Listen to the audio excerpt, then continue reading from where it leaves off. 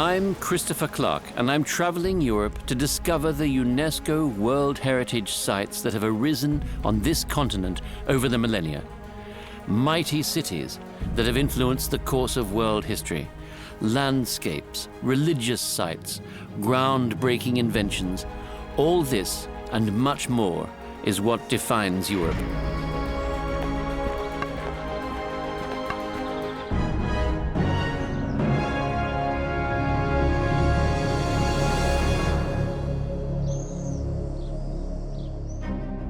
In Spain, I'll walk the Way of St. James to Santiago de Compostela, visit Paris in France, travel to the Rhine Gorge and visit organ makers in Germany, as well as inspecting relics of the Industrial Revolution in Völklinger.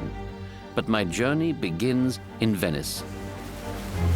We've been given special permission to fly over Venice, and seeing it from a bird's eye view, we're reminded once again why this city is considered the embodiment of a unique heritage. Grand squares, palaces and churches perched on canals, the visual arts and fine handicrafts flourished here as well. Without the sea, none of this would have been possible. Europe is a continent on the move, and the waters that surround it have always played a vital role. When Europeans began traveling the seas, whether as explorers or as brutal conquerors, they changed the world for better or for worse. But the world changed the Europeans too. Ideas and knowledge flowed back across the water, and with them came desirable wares of every kind. Venice is a fine example. This is one of the great entrepôts of the Eastern trade, and it was here that the riches of the Orient came to Europe. Silk, spices, gold, silver and jewels. German, French and English merchants did business here, spreading the wealth across the continent. That's how this little city-state of Venice grew into the Serenissima Repubblica di San Marco, the most serene Republic of St. Mark, and made its mark on the rest of Europe. High above the city, on top of the Campanile, the bell tower of St. Mark's Basilica, hovers the golden Archangel Gabriel. Protection, strength, masculinity, and biblical heroism, the name Gabriel contains all these things. And Mark may have been a saint, but his name also means son of Mars, the god of war. In Venice, Christian belief and the aspiration to power have always been inseparable bedfellows. The Venetians were major participants in the Crusades right from the beginning, but at some point they became less interested in liberating Jerusalem from its Arab rulers and more focused on expanding their sphere of influence, culminating in their conquest of Constantinople in 1204. The famous quadriga on St. Mark's Basilica is nothing more than looted art from the Byzantine capital on the Bosporus. Venice now felt as powerful as Byzantium had once been, and with good reason. By the mid-13th century, it was the most important naval and commercial power in the world. And incidentally, this church, with its domes and ornate decorations, was constructed according to Byzantine design in an era when the Gothic style was the fashion in the rest of Europe. In the mysterious darkness of the Basilica, Western Europe meets the East. These mosaics with their Christian themes are the work of 6 centuries. And this place was used for more than just masses, baptisms, and weddings. The captains of the enormous Venetian fleet came here, under the main dome which depicts the ascension of Christ, to pray for a safe return before they sailed out to sea. And the Doge, the leader of the city, was presented to the people here in St. Mark's Basilica after his election. Next door, the Doge's palace, with its pink marble facade, stands as a testimony to the power and the glory of the Serenissima. This is the exact spot where the Bucintoro, the Doge's magnificent ship, was launched. And no one captured the moment more beautifully than the Venetian painter Canaletto. All the heads of state rode out to the sea in a maritime procession, and the Doge called out, "Desponsamus te mare in signum veri perpetuique domini." We marry you, sea, as a sign of true and perpetual dominion. And to seal this marriage, The Doge threw a gold ring into the waves in the hope that it might bring even more riches to Venice. And come those riches did. They were carved into the facades of the buildings, even the churches. Rather than the usual figures of saints, some of the churches boast carved images of the heads of wealthy patron families and the ships that brought these riches into the city. Things are no different today. Tourism brings in the money. Monstrous cruise ships dock daily in Venice, more than 500 every year. They are like enormous harbingers of doom. What do they mean for the city?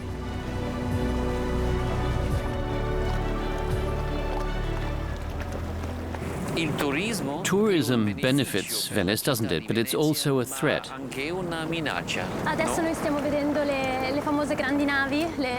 The famous cruise ships, like these here, have repeatedly sparked heated debates. As activists, we are fighting against these ships. The crazy thing is, they only account for 2% of total tourism. But the people from these ships overrun Venice every day in their thousands for a few hours. Then they disappear again. They don't contribute anything to the city of Venice. If anything, they have a negative impact. Mass tourism is destroying our city.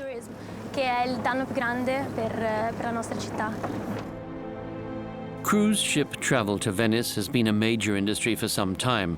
International corporations and the port authorities earn millions from these immense boats every year, but the Venetians themselves hardly see a penny of it. A great deal hangs in the balance for Venice. The city must be protected from the problems caused by excessive tourism. Many Venetians would like to see the city placed on the UNESCO Red List of at-risk World Heritage Sites. Thus far, only vague attempts at a solution have been forthcoming. 30 million visitors a year, it's just too many.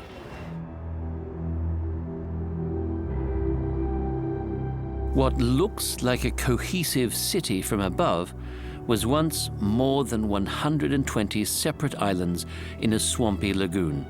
They were connected with each other by more than 400 bridges, and canals were dug to serve as transport routes. And that's how Venice was created in the 5th century. As Attila the Hun ravaged the surrounding kingdom of Venetia, many people were able to escape to safety on these islands. But how did they manage to build a city in a swamp?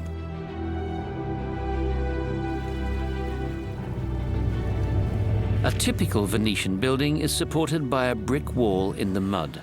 The facades on the canal side are built on long, thin poles. On top of that are bricks and limestone, partly to prevent rising damp. It was a clever way of preventing the ornate facades from sliding down into the water, but the system wasn't built to last forever.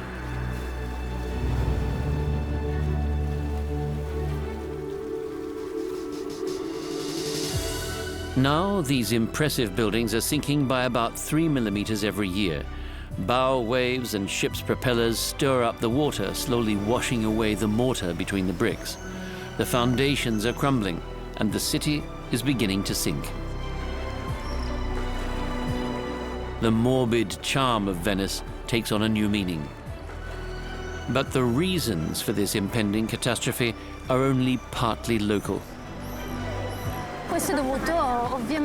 Our city's problems are very closely linked to climate change, and that's why we have to think globally, not just locally.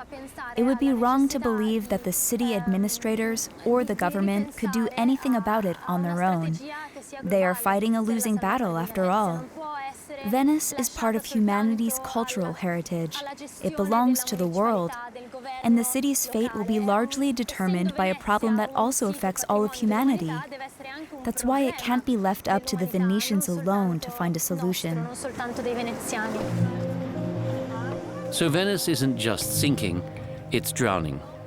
When the acqua alta, the high water, comes, the first place it always floods is the low-lying St. Mark's Square. It's been happening for centuries, but in recent years, the floods have grown more frequent and more dangerous. And they're taking their toll on the Venetian Lagoon, which is also a UNESCO World Heritage Site.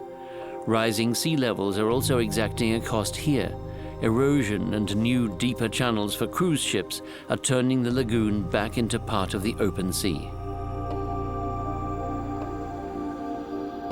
It was really the Venetian lagoon that gave birth to the city. This is where it all started. The powerful Republic of Venice could only have arisen in this shallow body of water with its more than 100 islands. The lagoon served as a gateway to the world, but it also protected the city from invaders, because only the Venetians knew how to find the waterways that were deep enough to be navigable by large ships.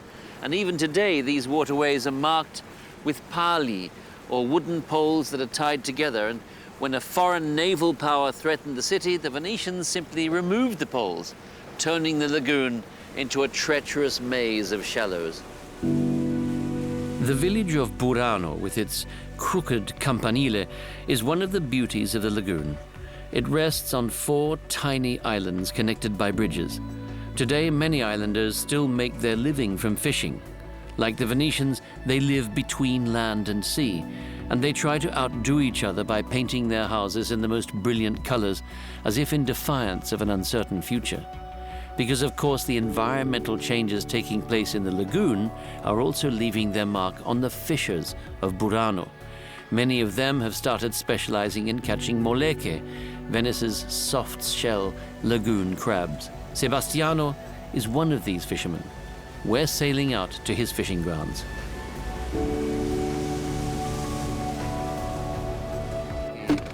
The crabs live on the sandy floor of the lagoon. In Venice, they are considered gioielli, jewels, or a delicacy. They can only be found in the lagoon, and only twice a year, for a few weeks in spring and autumn.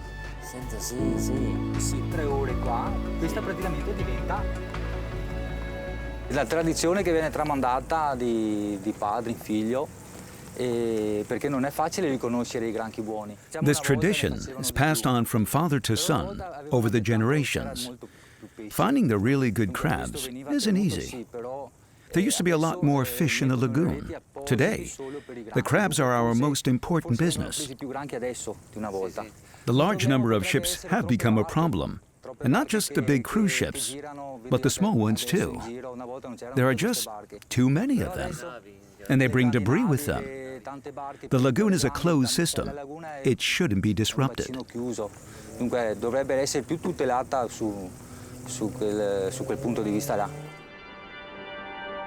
The island Lazzaretto Vecchio was also a closed system.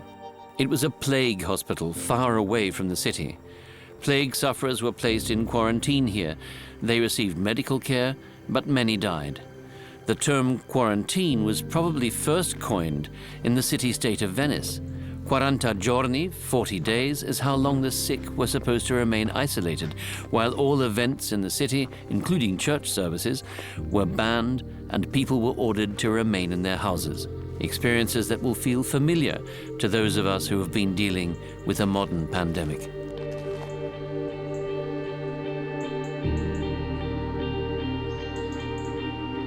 The Black Death returned to Venice in the 17th century, and this time it was more virulent than ever before. November 1630 marks the beginning of an era of mass death. The Venetian health authorities recorded 14,465 deaths for the month of November alone. Plague sufferers who were still alive were quarantined on the island of the Lazzaretto Vecchio. It was hell on earth. The sick were piled together, 3 or 4 to a bed. Medical assistance was virtually non-existent. Prospects for recovery were grim. Mass graves with up to 1,500 corpses were dug right here on this island. The wounds inflicted on the city by the plague never healed, and Venice would never be restored to its former glory. Abandon hope, all ye who enter here, is written above the entrance to hell in Dante's Divine Comedy. I can't help but recall these words as I enter the Lazzaretto Vecchio. Plague sufferers received experimental therapies here, and an effort was made to supply them with suitable food and drink. But when the numbers surged, the conditions were grim. Graffiti from the 17th century. Even in this desperate place, plague patients wanted to be remembered. It's said that the howling of the sick could be heard across the water on the neighboring islands and the Lido.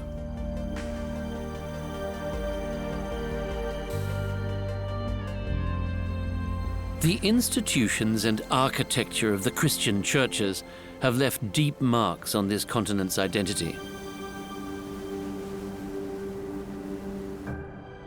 I'm on my way to Spain, to Santiago de Compostela, the capital city of Galicia. Santiago is the destination of every road and trail on the Camino de Santiago, the Way of St. James, a network of pilgrimage routes that crisscrosses Europe. The main route leads through northern Spain, where I'm traveling today.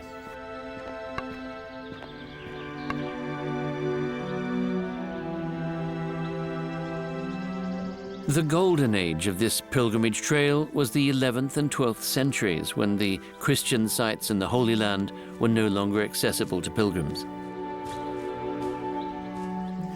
Today, it's hard to imagine how devout the Christians of this era must have been to make this pilgrimage all the way to the outer reaches of Galicia. The pilgrim's world was shaped by saints and relics, and by the desire to be close to them and thus close to God. And the journey towards God was, in theory at least, a journey away from sin. Pilgrims sacrificed everything in these dark and dangerous times to travel halfway across Europe on foot. And all along the Camino today, you can still sense something, the sinews of Christian Europe perhaps, sinews that cross the entire continent and extend into Britain and Ireland. Even back in the 12th century, everything there was to know about this pilgrimage route was precisely documented in a book, the Liber Sancti Jacobi, written by a priest. And this book doesn't just describe the route itself in great detail, it also warns pilgrims of the dangers they might face, diseases, dishonest innkeepers along the route, highwaymen, and even prostitution, which was a very lively trade here near Porto Marín. In other words, the journey to St. James had both a sacred and a worldly dimension, and this pilgrim's guide is as practical as it is spiritual.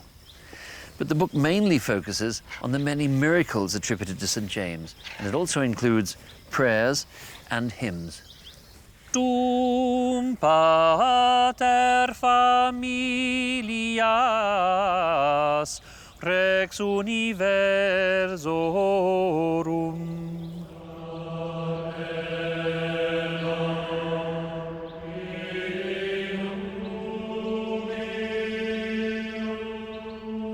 The churches and cathedrals all along the Way of St. James were important pilgrimage sites, and they are also World Heritage Sites, like Chartres in France, the archetypal High Gothic cathedral, further south the Romanesque churches of Arles, or the Cathedral of Salamanca.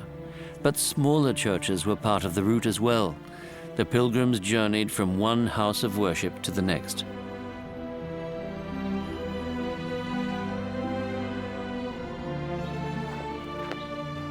Today you will meet pilgrims from all over the world, from every culture, on the Way of St. James.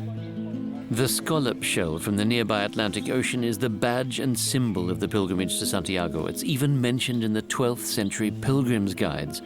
But many of today's pilgrims are motivated by other than purely religious motives. They want to learn something about themselves, get to know other people, commune with nature, and draw inspiration from the beautiful landscapes and the life of small wayside villages, a welcome change for city people. The journey is less about formal religion than about spirituality. 50 years ago, these trails were practically deserted, but in the late 1980s, the Way of St. James experienced a renaissance, and in 1993, it was declared a UNESCO World Heritage Site. Now there are years when 300,000 pilgrims travel the Way of St. James.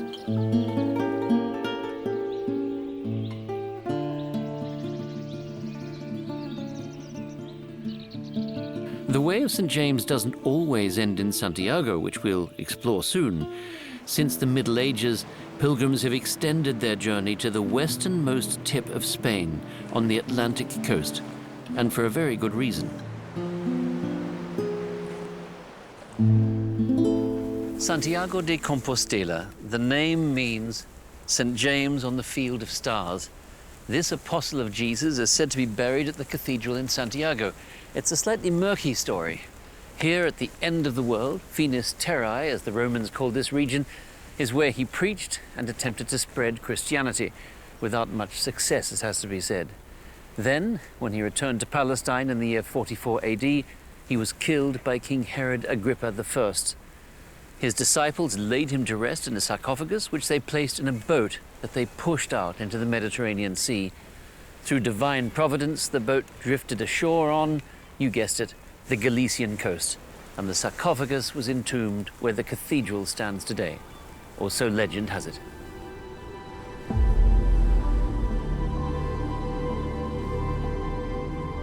Whether you believe the story or not, arriving at the cathedral is the highlight of this pilgrimage. And here, there's an appointment to keep with the saint himself.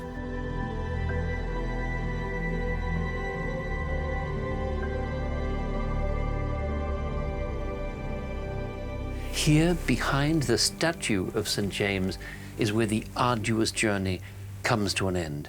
A journey that has a very special and personal meaning for each and every pilgrim. Exhausted, you embrace the saint and then return into everyday life, into a life that may perhaps have been changed by the pilgrim's journey.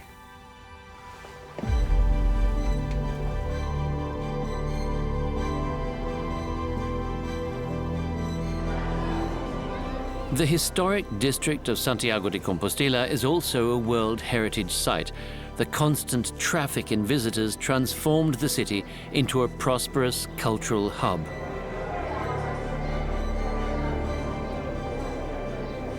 Right down into the 15th century, Santiago de Compostela attracted more pilgrims than Rome or Jerusalem. Every European cultural and artistic movement is represented here, from the Middle Ages through the Renaissance to the Baroque.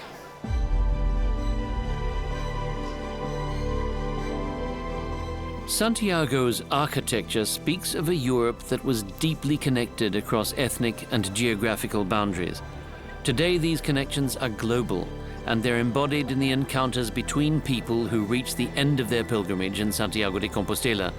The journey is a shared experience, but it has a different and highly personal meaning for everyone who undertakes it. Where are you from? From Perth, Australia. From Perth, Australia? Yeah. Amazing. I'm from Sydney. Oh, yeah. And where are you from? I'm from Colombia, specifically in Bogota. I wanted to challenge myself, I guess. I wanted to have some time to think about some things in my life and some direction in my life. The people focus on the simple things in life, which help them realize that their worries aren't really as bad as they thought.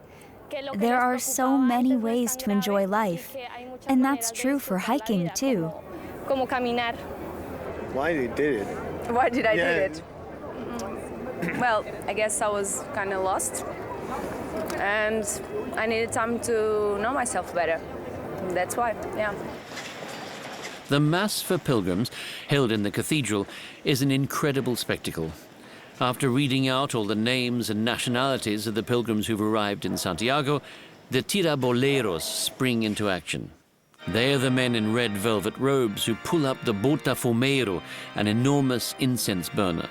Even when empty, it weighs 53 kilograms. And when it starts to swing through the cathedral, it can reach speeds of up to 68 kilometers per hour. As long as you take care to stay out of the way, it's a fitting celebration for every pilgrim who makes it to Santiago.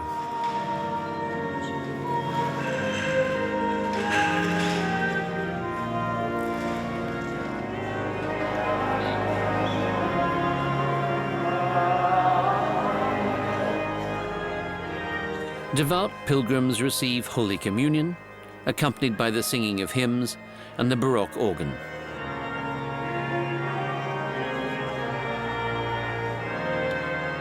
Transported by the sounds of the organ, we travel to Germany.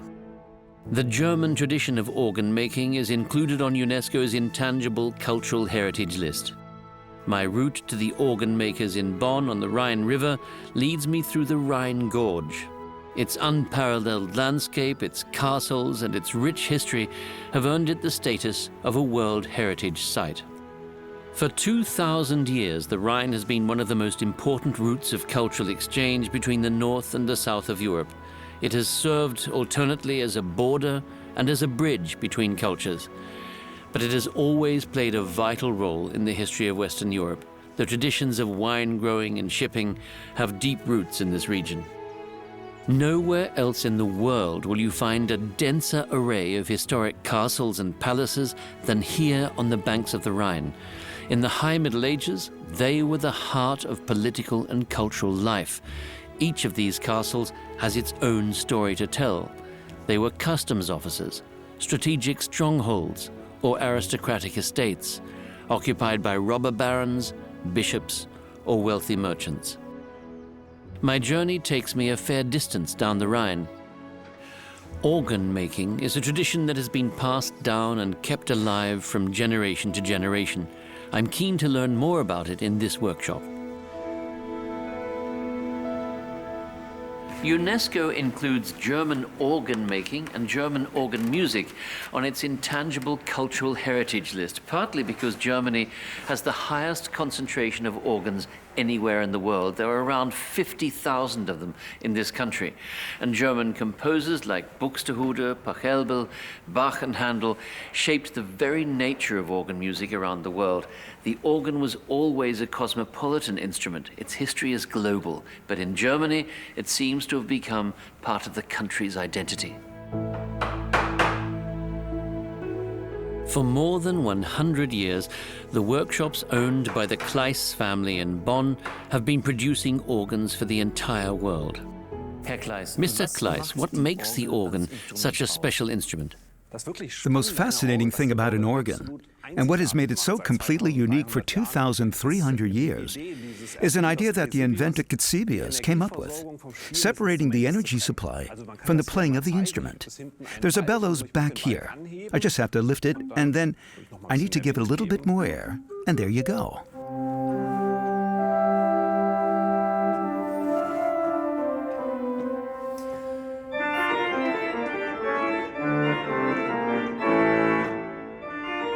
Alongside the beautiful pipes, the intricate mechanisms that comprise the inner workings of an organ with their thousands of valves are the actual work of art here.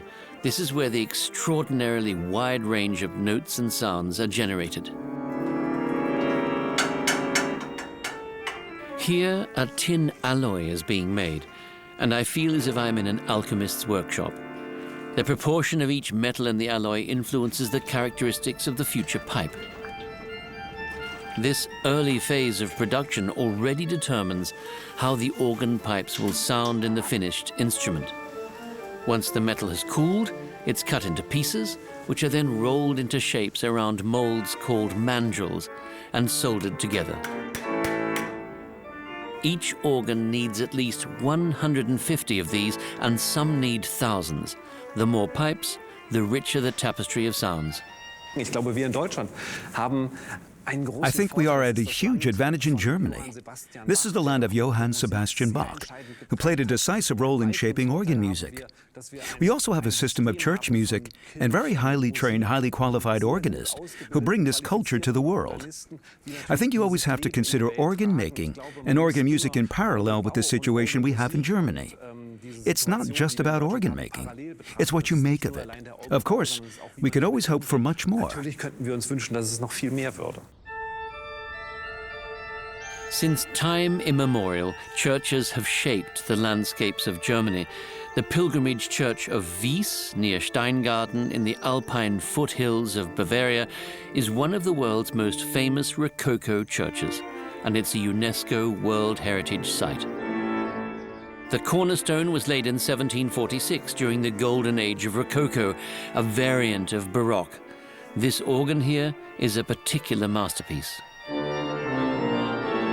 The church weaves the playfulness and exuberance of the late Baroque style into one of Christianity's most important themes, the salvation of man through the suffering of Jesus Christ.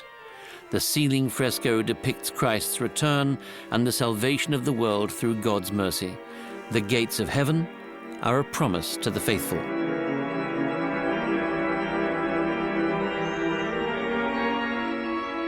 But let's return to Europe's earthly treasures. My next destination is the city of Paris. When God gets bored in heaven, he opens the window and contemplates the boulevards of Paris, the German poet Heinrich Heine once said. Heine spent half his life in this city. Paris was already a distinguished and important place in the Middle Ages, but its status as the global yardstick for urban elegance and sophistication is a 19th century development. The city of lights, the city of love, clichés without end, and yet Paris remains a place of singular beauty, especially this stretch along the banks of the Seine, lined with graceful buildings and squares. There's no other place in the world where the history of an entire country is concentrated in one city, the way it is in Paris, on the banks of the Seine. The river is like a golden thread running through every era, from the Celtic Age to the Middle Ages, from the French Revolution to the Industrial Revolution. Many of the events and ideas that changed the world were born here in Paris. French national poet Victor Hugo went so far as to say that the entire world was reflected in this city. There's perhaps a tiny bit of French hubris in that opinion, but is not entirely wrong. That island over there, the Île de la Cité, is where it all began. In the middle of the 3rd century BC, the Celtic tribe of the Parisii established a settlement there. And this gold coin that went into circulation among the Celts shortly afterwards seems like a harbinger of the city's great future. There's a creature spreading its wings, ready to take flight. The Celts named their city on the Seine Leucte, place of marshes. They first made their living from fishing. Then they began charging tolls to anyone traversing the river. Their city had grown into an important trade hub. Then Caesar conquered Gaul. The Romans arrived, and they set up a colonial city on the left bank of the Seine. They called it Lutetia Parisiorum, the swamp town of the Parisii. In the 5th century, the Merovingians under King Clovis drove the Romans out of Paris, and the Île de la Cité became Clovis's capital. They began to build on the banks of the Seine. In the Middle Ages, the city grew relentlessly. The Île de la Cité, in the middle of the river, became the heart of the city, where the majestic Notre Dame Cathedral now stands. Great buildings, like great mountains, are the work of centuries, said Victor Hugo. Time is the architect, people the masons.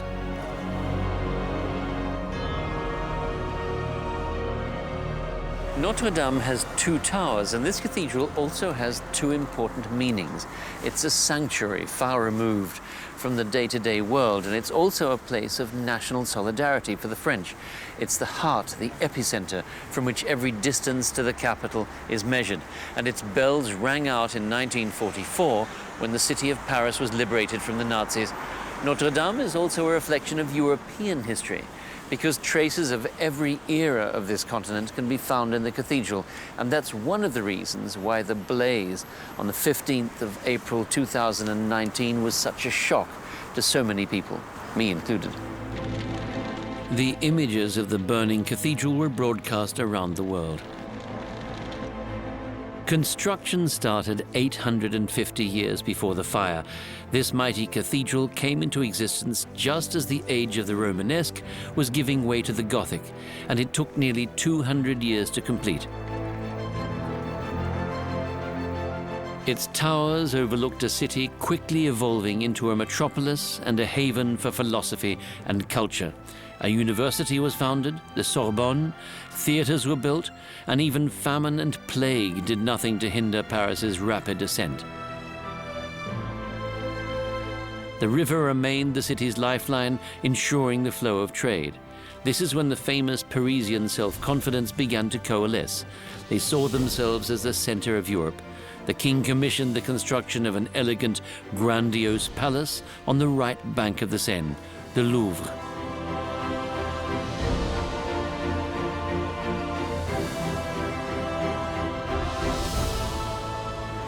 The first historical mention of the Louvre was in the year 1200.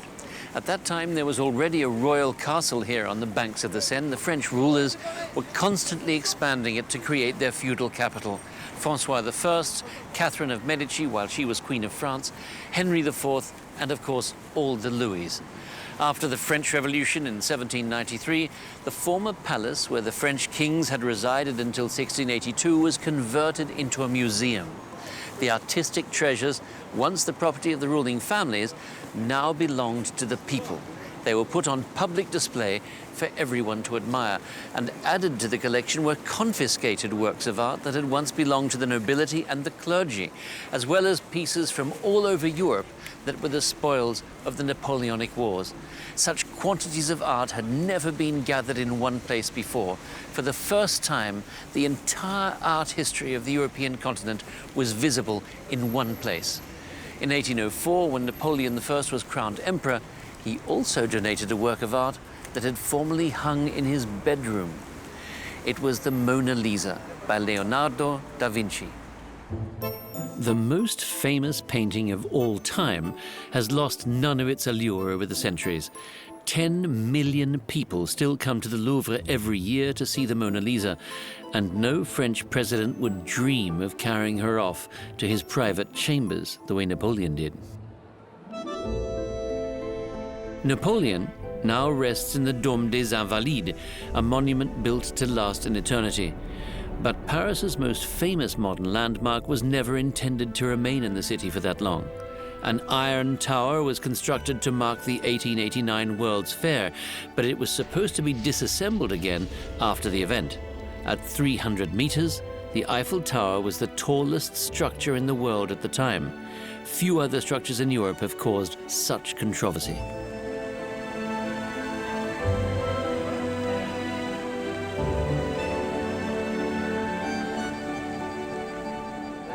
The 324-meter tall Eiffel Tower was actually built to mark the 1889 Paris Expo and the simultaneous 100th anniversary of the French Revolution.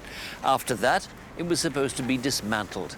In fact, most Parisians at the time felt that the tower, which of course is today one of the city's major landmarks, was a steel eyesore. The author Guy de Maupassant, who died in 1893, often dined in the Tower restaurant. It was the only place in Paris where he wasn't forced to look at the tower, he said. Another World Expo was held in Paris in 1900. It became the major arena for the technological race that had kicked off with the Industrial Revolution.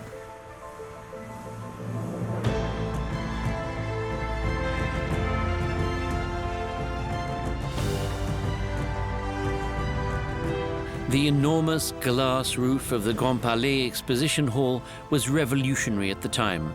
Incidentally, 1900 was also the year the Paris Metro opened to the public. The Eiffel Tower is a powerful symbol of this era of confident modernity. The citizens of the French Republic read the names of their most important researchers and inventors stamped in iron, and they saw themselves as the most progressive nation in Europe.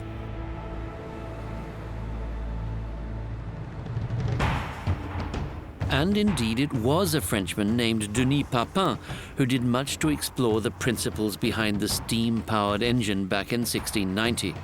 But it wasn't until 74 years later that Scotsman James Watt found an efficient way of replacing the physical exertion of humans with steam power.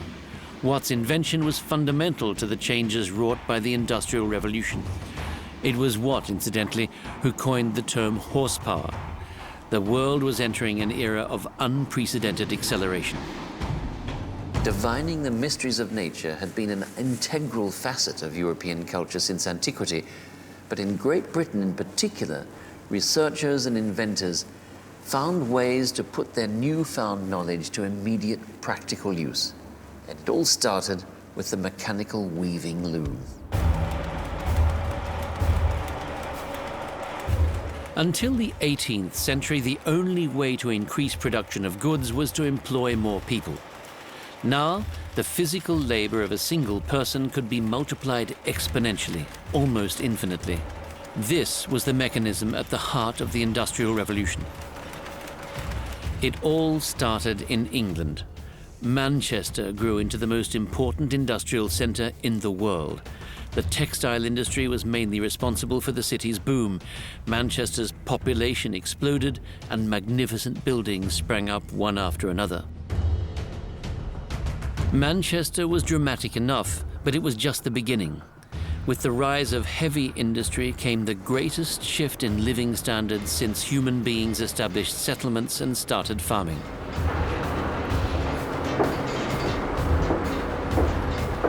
Iron and steel foundries sprang up wherever there was iron ore or coal.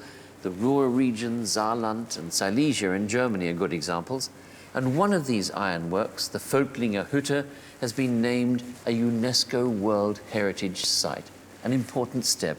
For the first time, an iron foundry was placed on the same footing as cathedrals and pyramids.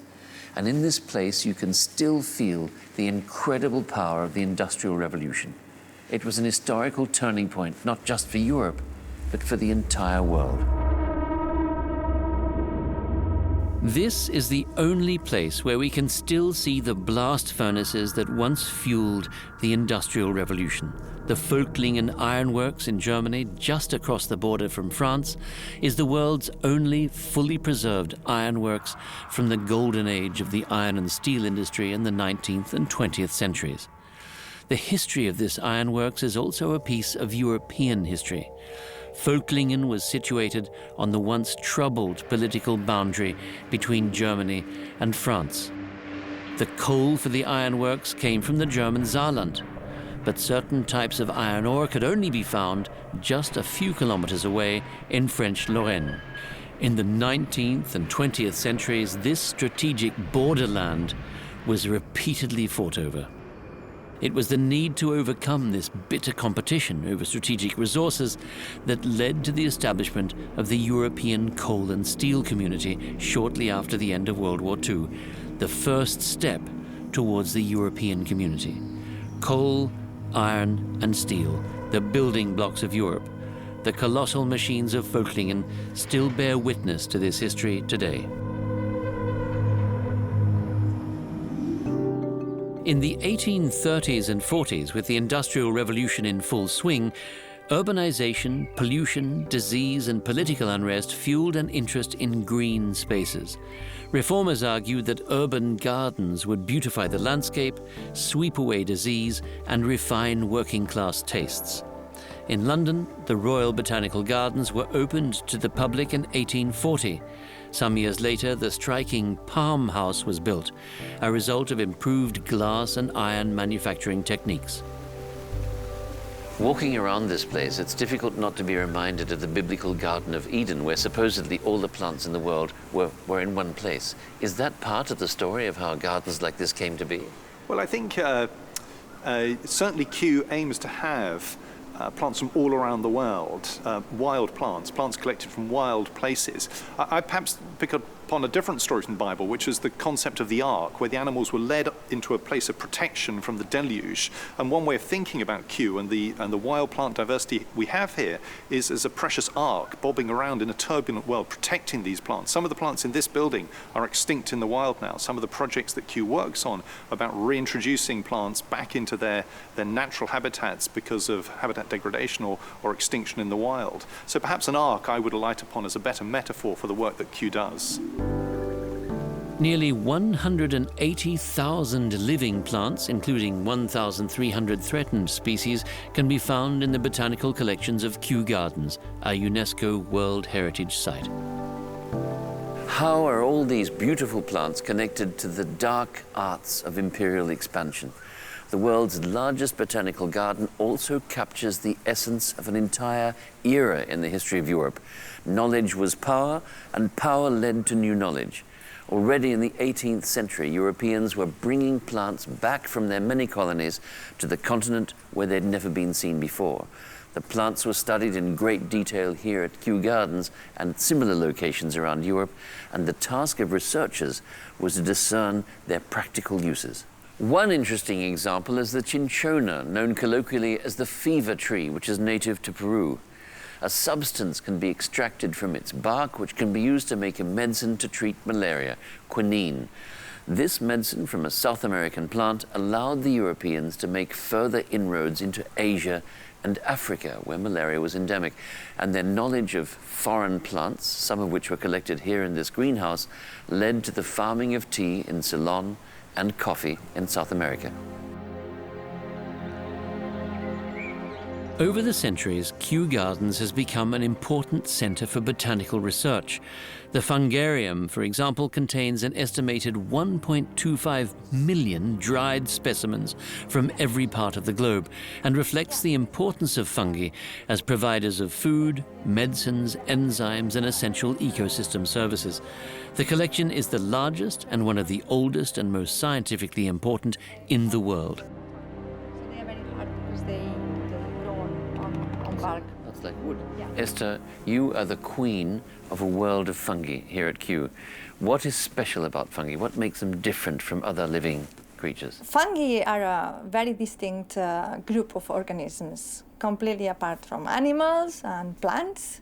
They have actually their own kingdom fungi. And some of the main features that define them and distinguish them from the animal and plant kingdoms are weird things. For example, how they digest foods. They secrete enzymes into the environment. They dissolve the organic matter, and they absorb it back into their cells. Nobody else does something like that. It's quite strange. You don't have an external stomach digesting. Yes. That's what fungi do. And there is another fascinating place at Kew, the herbarium. It contains millions of preserved specimens, an enormous wealth of information for researchers all over the world. Plants that have been collected from all continents over the last 300 years, specimens that can be used to provide samples of DNA to study relationships and evolutionary processes. Among the oldest are specimens sent from the Andes in Ecuador by German naturalist Alexander von Humboldt.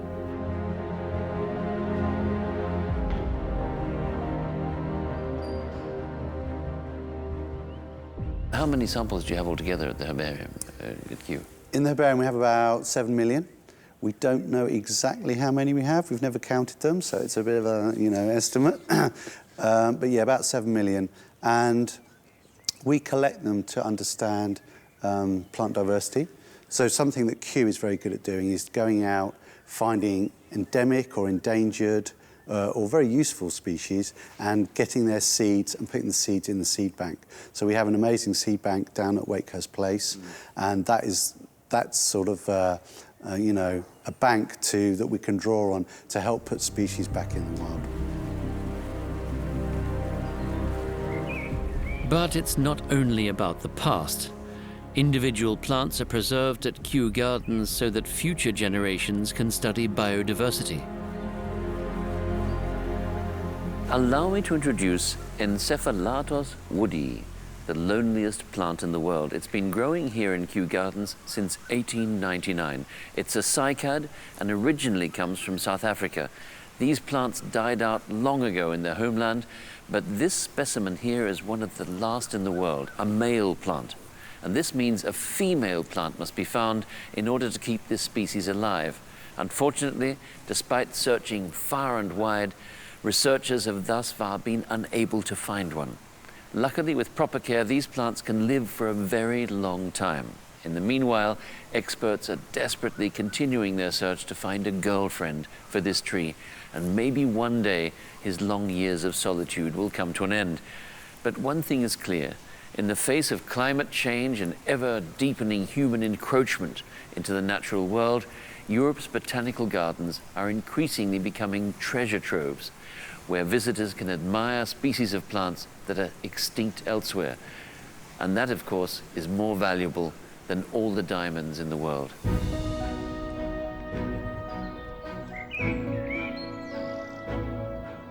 Europe is the second smallest continent on the planet.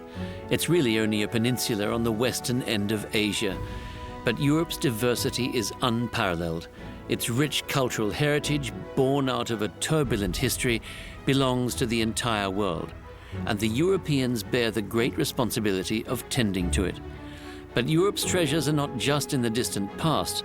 A politically united Europe is a cultural heritage in its own right, one that must be protected and preserved for future generations.